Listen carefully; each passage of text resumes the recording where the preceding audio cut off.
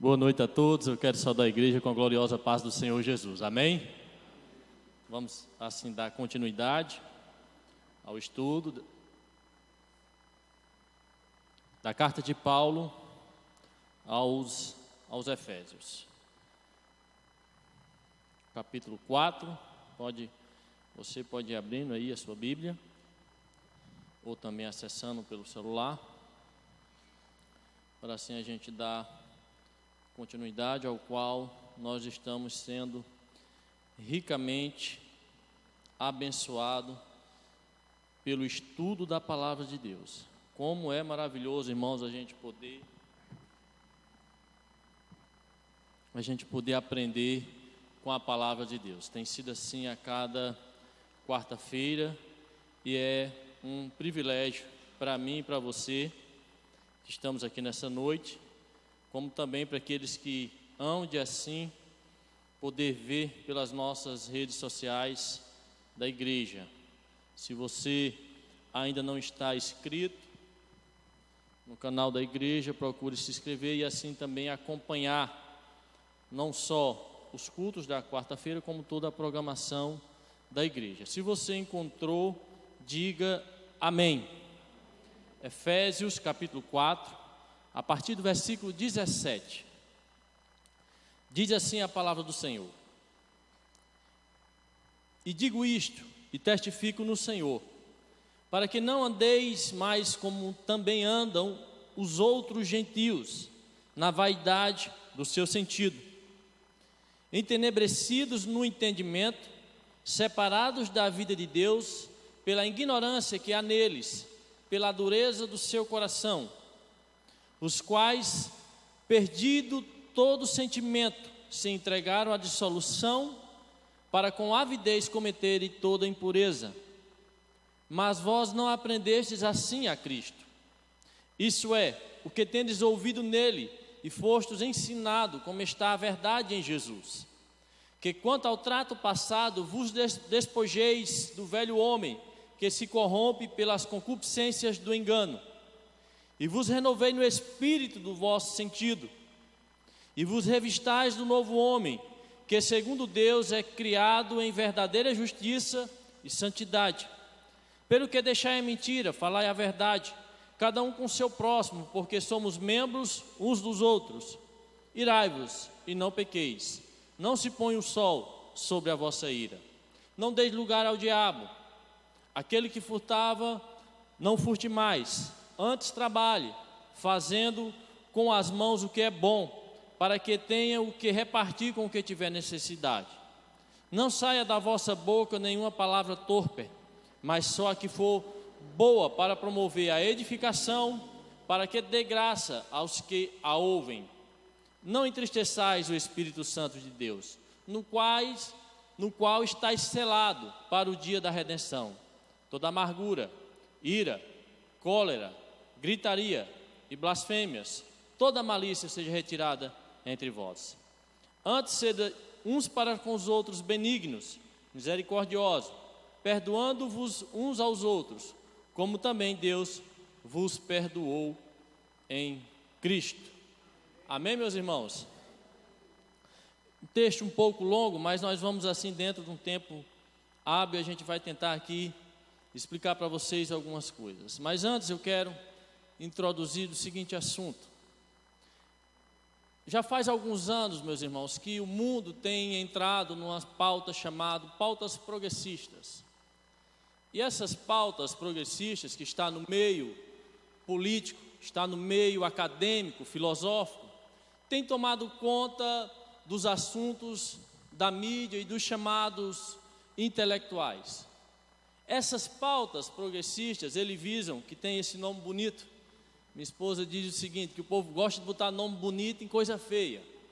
Mas eles, como as coisas do mal, eles sempre maqueiam muito bem para tentar enganar aqueles que estão, digamos, desapercebidos.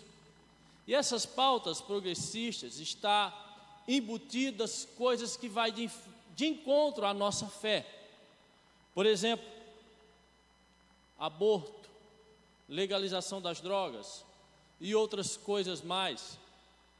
E essas pautas progressistas, ela tem atraído a atenção de alguns supostos pastores, de alguns supostos teólogos, e eles têm tentado trazer isso para dentro da comunidade cristã, não só no Brasil, mas também mundo afora.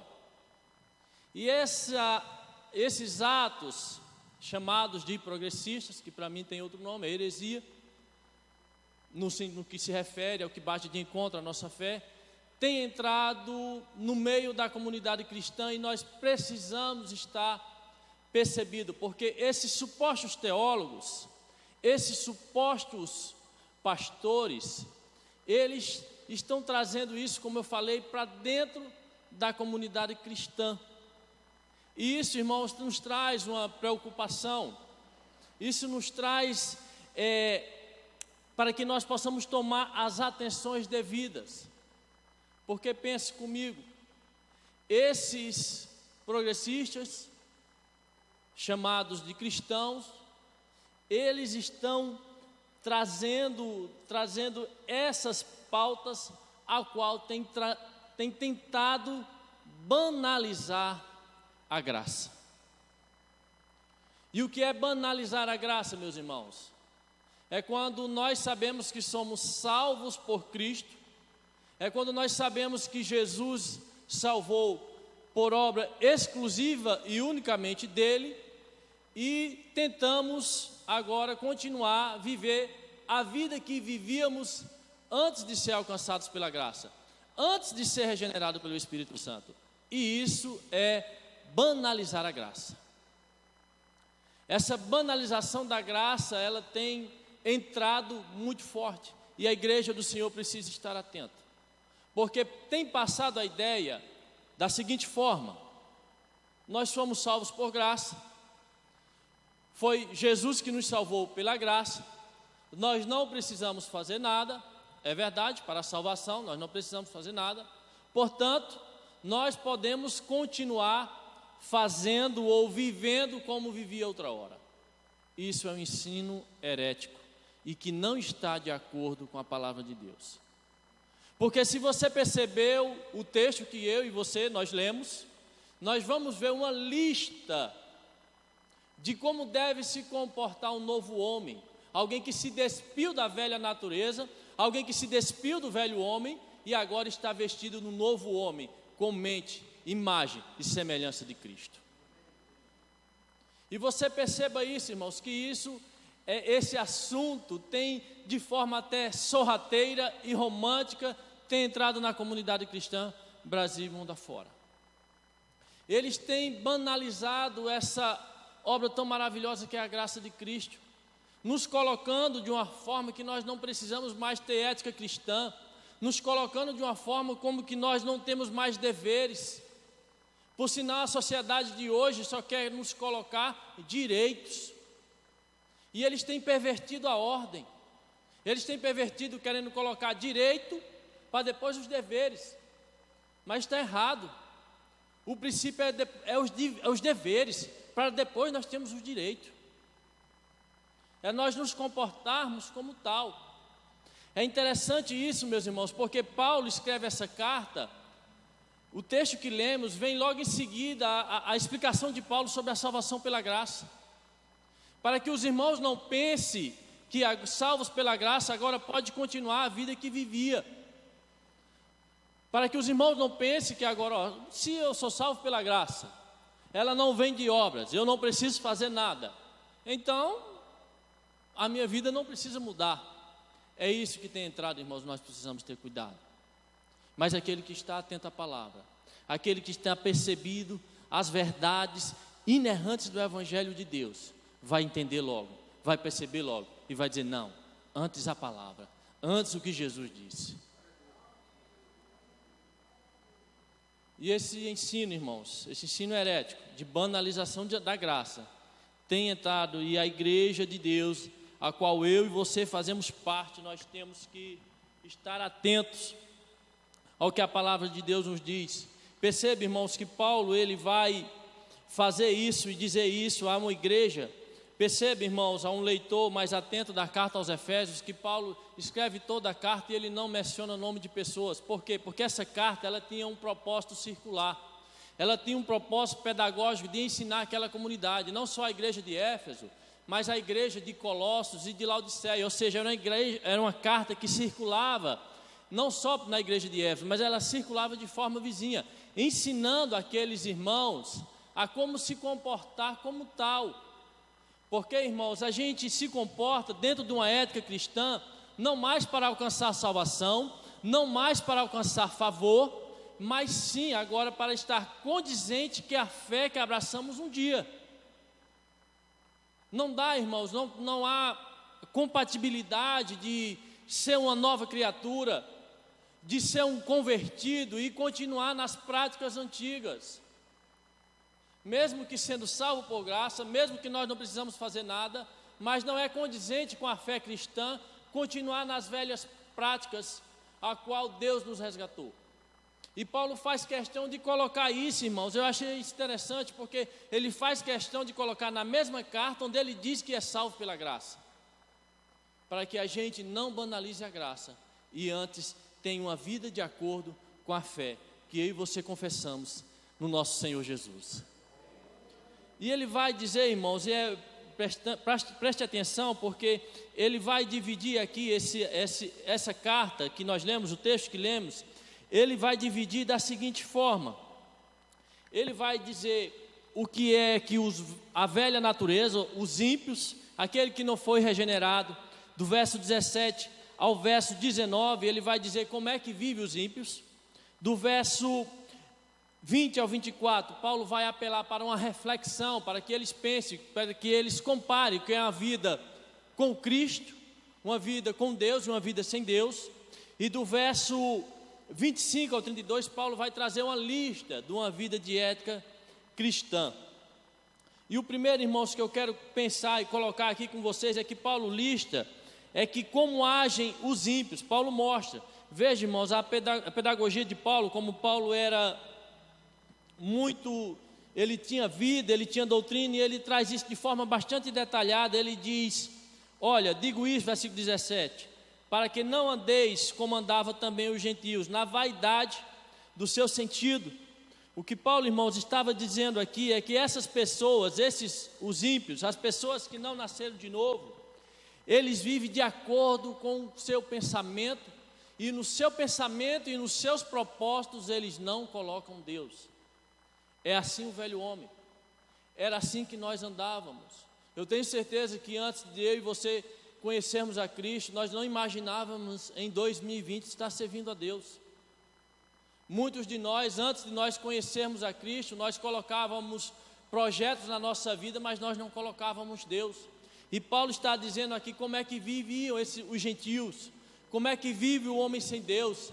Ele tem o seu pensamento voltado unicamente para fazer aquilo que lhe dá vontade, sem o temor de Deus, sem Deus fazer parte da sua vida, sem colocar a sua vida diante de Deus. E Paulo lista isso aqui.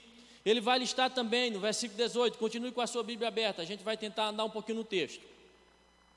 Ele vai dizer, olha, versículo 18, entenebrecidos no entendimento, separados da vida de Deus pela ignorância que há neles, pelo que a igreja?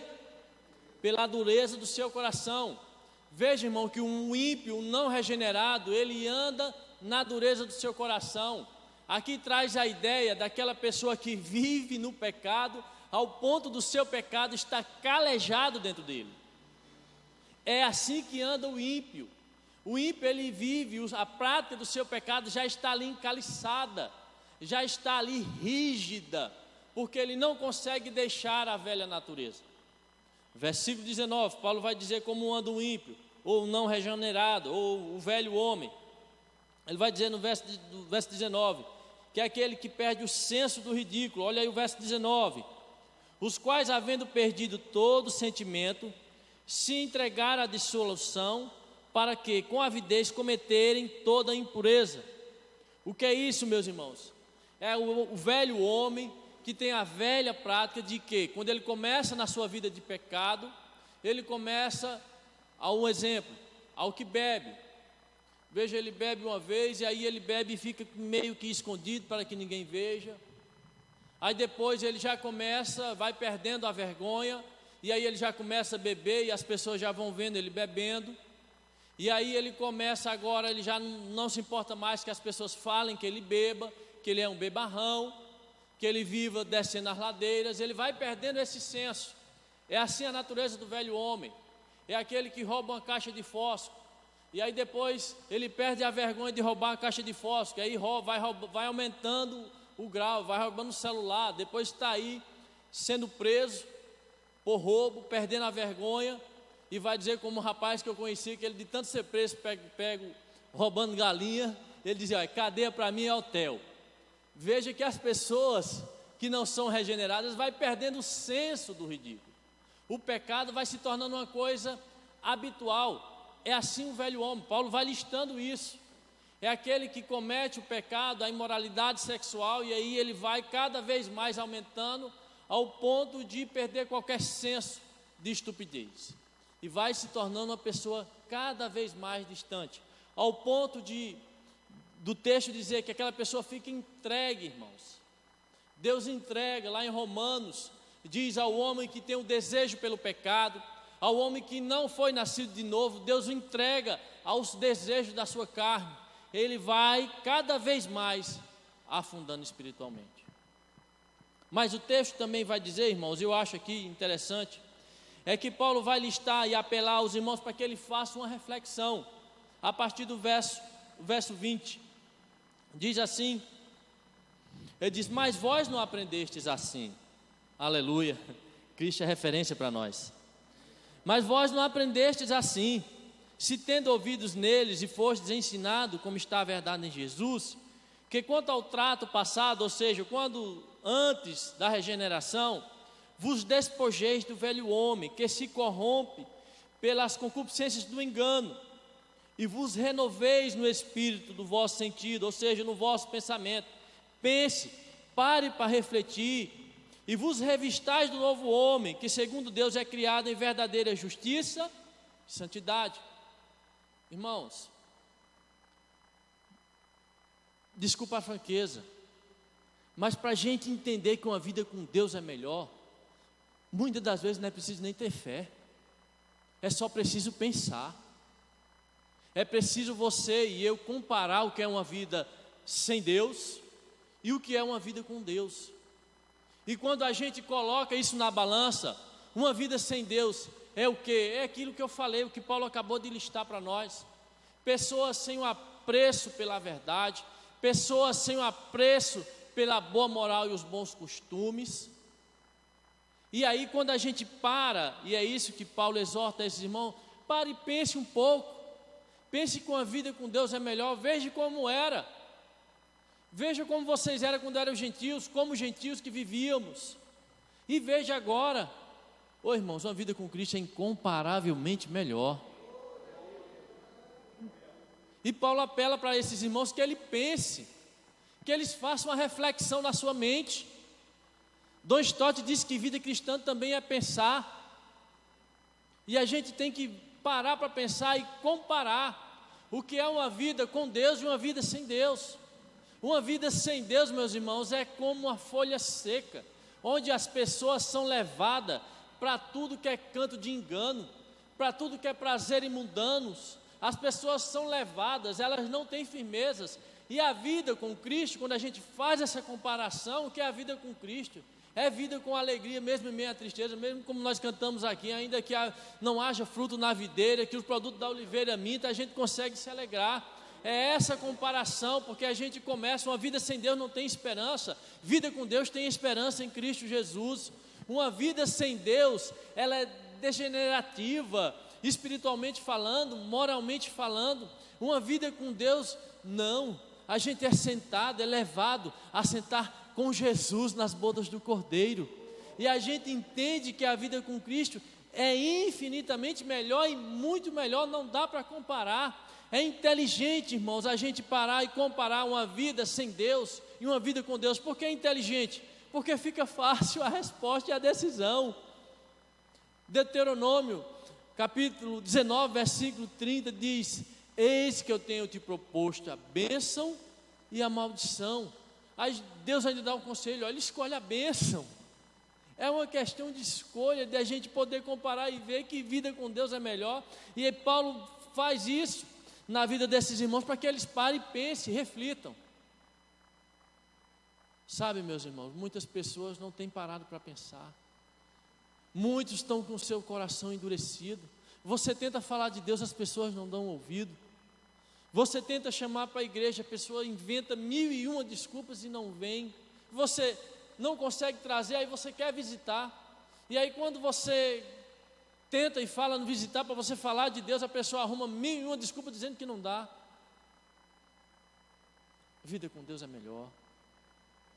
E é fácil, porque é isso que Paulo exorta a esses irmãos. E ele vai listar, meus irmãos, agora aquilo que eu falei no início, que vida cristã, ela é de deveres. O versículo 1 do capítulo 4 diz: rogo-vos, pois eu, preso do Senhor. Irmãos, não tem como aceitar o evangelho de Cristo e não carregar a cruz.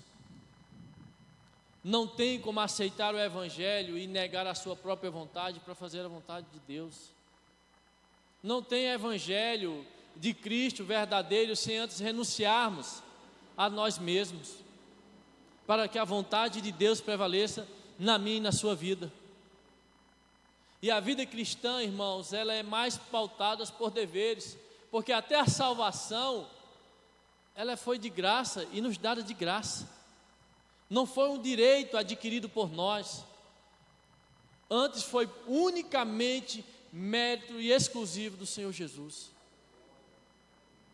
Mas para isso, nós temos que antes ter os nossos deveres e ter uma vida condizente com o que a palavra de Deus nos diz. E aí ele vai listar, irmãos. Nós vamos para essa lista agora. Olha aí o versículo 25. Pelo que deixai o que, irmãos?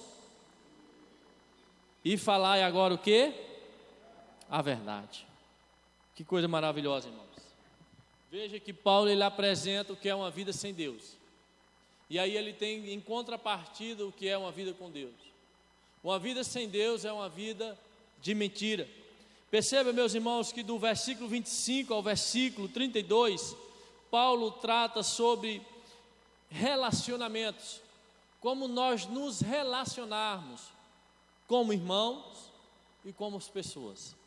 Ele lista aqui, ó, agora, deixai a mentira. Não tem, irmãos, como ter relacionamento familiar, profissional, na sua comunidade onde você vive, se você não está pautado pela verdade.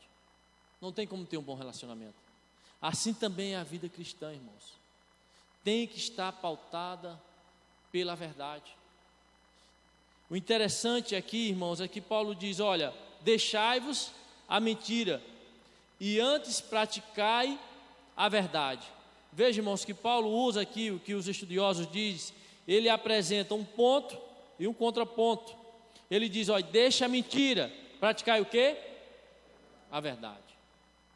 Mas algo interessante deve ser dito aqui. Irmãos, a verdade, ela tem que ser um pilar da nossa vida. A verdade, ela tem que ser uma constante na nossa vida. Agora, a verdade, dizermos a verdade, temperada com amor. Porque, irmãos, tem pessoas que se gabam de dizer a verdade. Tem pessoas que se gabam de serem muito sinceros. E com isso acaba ferindo as pessoas. Fala a verdade, mas acaba ferindo. Eu gosto de citar como exemplo, irmãos, o encontro de Jesus com a mulher samaritana. Naquele encontro com Jesus com a mulher samaritana, Jesus estava diante de uma mulher que estava vivendo na prostituição. Se Jesus tivesse dito para ela, olha, saia da prostituição, Jesus estaria mentindo, sim ou não? Evidentemente que não, já respondo. Mas como é que Jesus diz para ela? Olha, mulher, tu já tiveste 5 maridos, e o marido que tu está agora não te pertence. Ela estava na vida da prostituição. Mas veja que Jesus falou a verdade para ela, com o quê? Com amor. A ponto, irmão, dela sair dali maravilhada com Jesus, e vai dizer na aldeia a qual morava, e as pessoas ficam curiosas e querem ter com Jesus. Tamanho impacto foi na vida daquela mulher, a qual Jesus trata ela a verdade em amor. Sabe, irmãos, a verdade, dizer a verdade, não nos dá o aval para magoarmos as pessoas. Eu sei que isso cabe para nós, irmãos, uma reflexão. Porque, irmãos, falar a verdade, repito e friso aqui, ela é uma constante de uma pessoa que foi regenerada por Deus e agora é uma nova criatura. Mas a verdade, ela tem que ser sempre dita com amor. Porque, irmãos, se a gente exerce a verdade, a sinceridade, de forma áspera e de forma bruta, irmãos, a gente vai cometer o erro de ferir. Hernando Dias Lopes diz algo interessante, que tem pessoas que se gabam da verdade e diz: olha, eu digo a verdade, eu boto tudo para fora, se eu não disser tudo, eu vou ficar agoniado, mas eu tenho que botar a verdade para fora. E aí, botando a verdade, jogando a verdade, sem amor, sem temperar com amor as palavras, vai deixar corações feridos. Falou a verdade, mas feriu os corações. E Paulo diz, olha aí no versículo 16, do mesmo capítulo, ele diz, olha, no qual todo o corpo bem ajustado e ligado, pelo auxílio de todos, seguindo a justa operação, verso 16, é isso mesmo, na edificação e em amor, perdão, não é esse versículo, tratando a verdade em amor, em Efésios, é nesse mesmo capítulo, mas a gente vai seguir. A verdade, irmão, tem que ser temperada com amor. Ele vai continuar dizendo, olha, versículo 26, outra lista, ele vai dizer: irei-vos e não pequei, e não se põe o sol sobre a vossa ira. O que quer dizer aqui, irmãos? Irai-vos e não pequei. O que Paulo está querendo dizer aqui, irmãos, é que se porventura irarmos, não devemos guardar o rancor. Não é possível, irmãos, a gente passar por essa vida sem ter sido magoado por alguém. Não é possível a gente passar por essa vida e alguém nunca lhe tirou do sério. Se tem alguém aqui que nunca foi tirado do sério por alguém, por favor, me ensina aí, me dá o segredo. Eu vou fazer questão de anotar. Mas porventura, quando você se irá com alguém, não guarde mágoa, não guarde rancor. Por quê? Porque tem consequências sérias. Verso 27, para que não deis lugar ao... Eita, irmãos, é forte isso. Quando a gente se ira com alguém, quando a gente fica magoado com alguém, a gente não resolve essa situação. E aí ele fala de forma metafórica, antes do sol se pôr, mas isso não é literal, porque na região do Globo Norte, lá passa 6 meses com o sol direto, o sol não se põe, então não é literal, mas é figurativo. Mas o que Paulo está querendo dizer aqui, irmãos, é que a gente não deve guardar a mágoa por muito tempo, porque senão a gente corre, irmãos, um sério risco de dar lugar ao diabo. Dar lugar ao diabo, irmão, não é só quando bebe, quando se prostitui, quando mata, quando tem uma vida aí na prática de vício. Dar lugar ao diabo, irmãos, é quando a gente tem uma mágoa, quando a gente se ira com alguém e a gente guarda no coração aquele rancor. Sabe o que é isso, irmão? É o diabo pronto. O diabo, irmão, ele encontra um coração fértil para destruir relacionamentos familiares e profissionais. Quando eu e você guardamos mágoa no coração, estamos dando lugar ao diabo para o diabo trabalhar nele, para que as setas que ele joguem caiam no nosso coração e diga, o diabo vai dizer, olha, fulano não gosta de você mesmo não, olha, fulano falou mal de você, olha, fique com raiva mesmo, desconte. Isso é dar lugar ao diabo, irmãos, cuidado com isso. porque me feriram, porque me magoaram, eu estou sentindo mesmo, eu estou sentida mesmo. Você está dando lugar ao diabo, meu irmão. Isso não é a palavra de Júlio César, não, é a palavra de Deus. Tenha cuidado com isso. Não guarde rancor no seu coração. Antes libere, deixe o seu coração livre para ser cheio da presença de Deus e do amor de Deus. Tire o seu coração disso. Ele vai dizer, ele vai listar ainda mais no verso 28, aquele que furtava, não furte mais, antes o que? Trabalhe, fazendo com as mãos o que é bom, para que tenha o que? Repartir com o que tiver necessidade. Aquele, irmãos, que roubava, não roube mais, e tem uma finalidade, irmãos, que é ainda ajudar o necessitado, ainda tem essa benesse ainda de quando nós trabalhamos e nós adquirimos, para quê? Para que a gente não fique avarento e possamos repartir com o nosso semelhante. Versículo 29, não saia da vossa boca nenhuma palavra o quê? Mas só o que for boa para promover edificação e para que dê graça aos que a ouvem, irmãos. Ô irmão, não pode alguém que nasceu de novo estar com a boca podre, irmãos. Aqui traz no original grego a ideia de uma árvore podre que coloca frutos podres.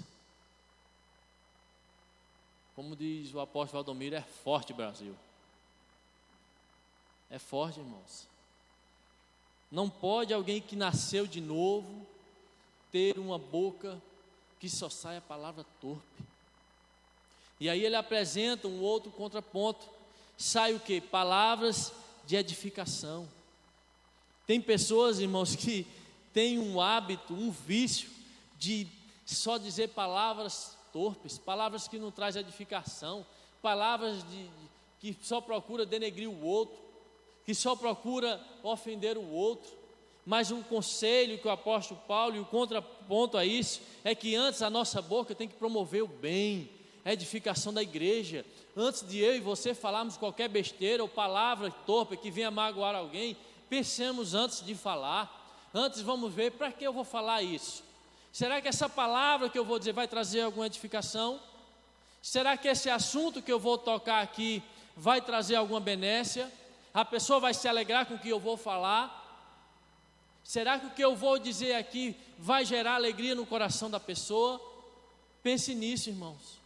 Mas se for palavra para edificar alguém, se for palavra para elogiar alguém, bote para fora mesmo. Elogie, anime o dia de alguém, exorte alguém de forma benéfica, alegre o dia da pessoa. Diga palavras boas, palavras que tragam edificação, alegria ao coração daqueles que o ouvem, para aqueles que ouvem, a mim e a você, antes se alegre com o que eu e você estamos dizendo. É isso, uma vida cristã, de dever cristã, é deixar a velha prática e praticar as coisas boas, coisas que edificam, que traga comunhão, que traga edificação no corpo de Cristo. Aleluia. É isso, irmãos. Paulo continua essa lista. Ele diz aí, versículo 30, ele diz: não entristeçais o Espírito Santo de Deus, no quais está o quê? Selado para o dia da redenção. Tirando de vós aí, todo o quê? Amargura, ira, cólera, gritaria, blasfêmia e toda malícia seja tiradas entre vós. Antes sede uns para com os outros o quê? Ao contraponto, benignos, misericordiosos, perdoando uns aos outros, como também Deus os perdoou em Cristo Jesus. Meus irmãos, veja a lista, irmãos, que Paulo trata aqui. Paulo trata só sobre relacionamento, como nós devemos nos relacionar. Ele lista amargura, são pessoas que têm o prazer de estar amarga. Você conhece aquela pessoa que nada está bom, tudo está ruim, só bota gosto ruim? Chaplin diz, um teólogo, ele diz que pessoas que vivem assim, elas têm tendências no seu caráter a ser pessoas amarguradas mesmo. tudo é amargura, nada gera alegria. Cólera é aquela pessoa que não tem controle, é aquela pessoa que se ira e quer ir até as últimas consequências. Ô irmão, não dá. Cristão não pode ser, pisou no meu pé, eu vou agora até as últimas consequências, eu quebro agora o pau da barraca. Não, irmãos, isso não é condizente com a fé cristã, não. Ele vai dizer, deixando que a ira, são aquelas pessoas que não perdoam, que não têm disposição para perdoar e que não faz nenhum esforço para isso. Gritaria, são aquelas pessoas sem modo de falar, que não muda, quando fica irada, perde as estribeiras. No popular, irmão, mundiça.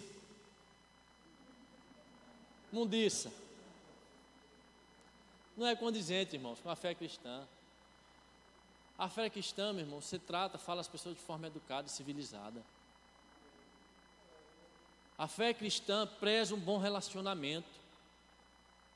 A fé cristã, ainda quando ira, ele tem autodomínio, tem um domínio próprio. E não vai sair amundiçado, não. Antes vai, ainda assim, irmão, quando ele se ira, ele vai ter aquele domínio, vai ter aquele controle, e vai dizer, ainda que no pensamento, Senhor, obrigado, Senhor, porque o Senhor me transformou, e hoje o meu comportamento é outro, a minha atitude é outra, a minha vida é outra, a minha vida é condizente com a fé que eu abracei. Ele vai dizer ainda, toda blasfêmia, deixando, irmãos, blasfêmia aqui, não é só a blasfêmia contra Deus, mas é quando é aquela pessoa que fala pelas costas dos outros, é aquela pessoa que incita, que diz uma mentira nas costas para inflamar aquela pessoa contra outra pessoa. Isso é blasfêmia.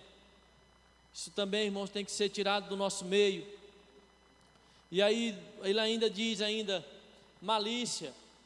É aquela pessoa de má vontade ou que age maquinando mal. É aquela pessoa que age premeditando mal contra o seu semelhante. E aí o contraponto de tudo isso, no versículo 32, é o que? Benigno, irmãos.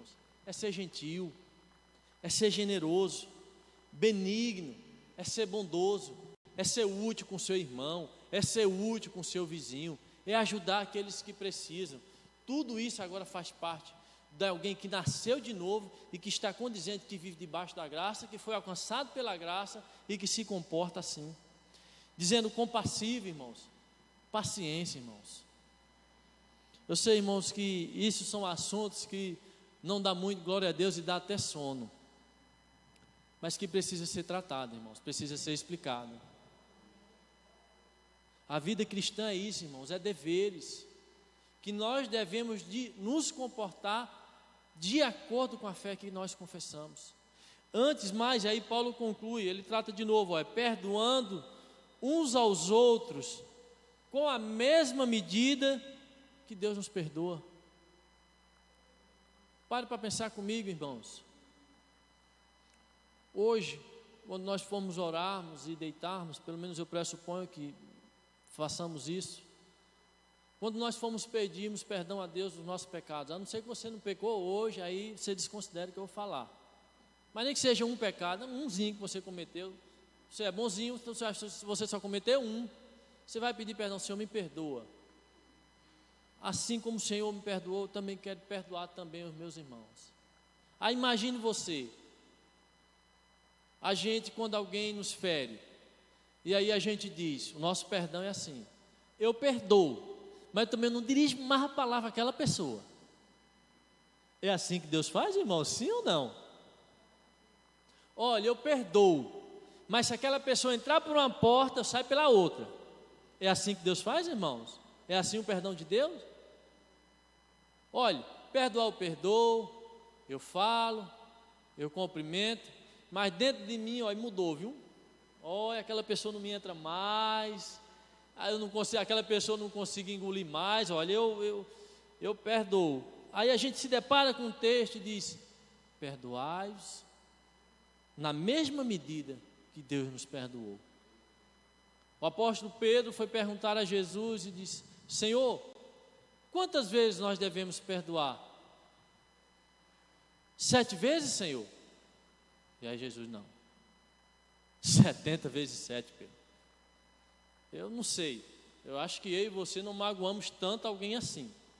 num dia só ou na vida toda, a mesma pessoa. Isso é impossível a gente fazer isso, pelo menos eu pressuponho. Mas qual é a ideia, irmãos? É perdoar sem limites. Perdoar sem reservas. Já pensou, irmão, se Deus nos perdoasse como nós perdoamos as pessoas? Pare para pensar nisso, meus irmãos. Uma das coisas mais difíceis da vida cristã, para mim, é perdoar aquele que nos ofendeu. Mas nós precisamos aprender da palavra de Deus que nós devemos perdoar como Deus nos perdoou. Que Deus nos ajude, irmãos, para nós usarmos da mesma medida que Deus usa com nós, para que nós também possamos usar assim uns para com os outros. Santidade, irmãos, ela se adquire na prática, na boa convivência, nos relacionamentos, guardando dessas listas aqui, dentre tantas outras que a palavra nos traz. Mas vamos ficar nesses aqui, o qual o Espírito Santo trouxe ao nosso coração, para que a gente tenha uma vida santificada. Para quê? Versículo 30, para não entristecer o Espírito Santo, irmãos. Repito aqui, a gente não só entristece o Espírito Santo quando está no mundo, não, porque o mundo não tem o Espírito Santo, mas eu e você, nós temos o Espírito Santo, nós somos selados pelo Espírito Santo de Deus. E a gente entristece o Espírito Santo, irmãos, como? Com cólera, com vida amargura, com ira, sem paciência com o próximo, sem perdoar uns aos outros. Nós entristecemos o Espírito Santo de Deus. Mas que Deus nos ajude, que ficamos com a parte final do versículo 30, do capítulo 4, versículo 2. Antes de serem uns para com os outros, de novo, vamos repetir: benignos, misericordiosos, perdoando uns aos outros, como também Deus vos perdoou em Cristo Jesus. Que Deus nos ajude, meus irmãos, a gente ter uma vida cristã e condizente com a graça que alcançamos, na prática, no bom relacionamento uns com os outros, sabendo que nós temos mais deveres do que direitos. Direito, irmãos, quando a gente se coloca no direito, ainda no direito de se apropriarmos da salvação pela graça, ficamos acomodados. Quando nós nos achamos no direito, nós ficamos acomodados para orar. Quando nós nos achamos no direito de salvos pela graça, nós nos ficamos acomodados às nossas práticas ainda da velha natureza, e não pensamos que nós devemos mudar e antes agora ter uma nova vida, viver em novidade de vida, revestidos do poder de Deus e vivendo uma nova vida em Cristo Jesus, segundo a visão e a mente de Cristo. Possamos fazer assim, irmãos, para que de fato e de verdade temos uma vida de santidade na prática, listado aqui, aprendendo com a palavra de Deus. Que Deus nos ajude para alcançar essa graça, em nome de Jesus.